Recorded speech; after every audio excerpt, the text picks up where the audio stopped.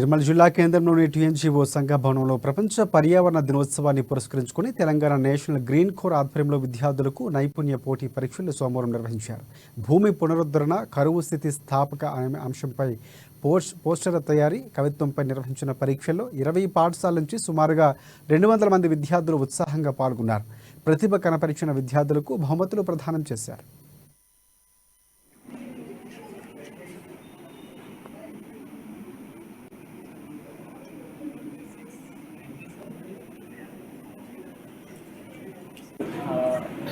Poster making మరియు కవిత్వం poetry పోటీలను టీఎన్జీఓస్ భవన్ నిర్మల్ యందు నిర్వహించడం జరుగుతుంది.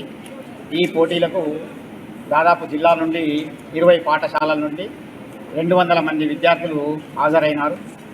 100 మంది విద్యార్థులు పోస్టర్ తయారీలో, 100 మంది విద్యార్థులు కవిత్వం పోయట్రీలో పాల్గొంటున్నారు. ఈ సంవత్సరం 2024 ప్రపంచ పర్యావరణ దినోత్సవం యొక్క థీమ్ అంశం వచ్చేసి ఎడారీకరణ మరియు నేల పునరుద్ధరణ మరియు కరువును తట్టుకునే శక్తి అనే అంశంపై ఈ పోటీలను జిల్లా స్థాయిలో నిర్వహించడం జరుగుతుంది.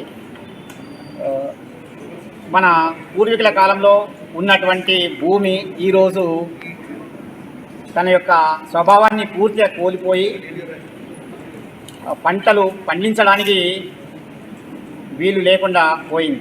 దానంతటికీ కారణం మనకు తెలుసు, నేల కాలుష్యం. నేల కాలుష్యానికి అనేక కారణాలు ఉన్నాయి. అందులో ప్రధానం మానవ కార్యకలాపాలతోనే నేల తన స్వభావాన్ని కోల్పోతున్నది. విచ్చలవిడిగా ఉపయోగించినటువంటి క్రిమి సంహారకాలు కానీ, ఎరువులు కానీ, ప్లాస్టిక్ వినియోగం వల్ల భూగర్భ జలం తగ్గిపోతున్నది. నేల తన స్వభావాన్ని కోల్పోవడం వల్ల పంటల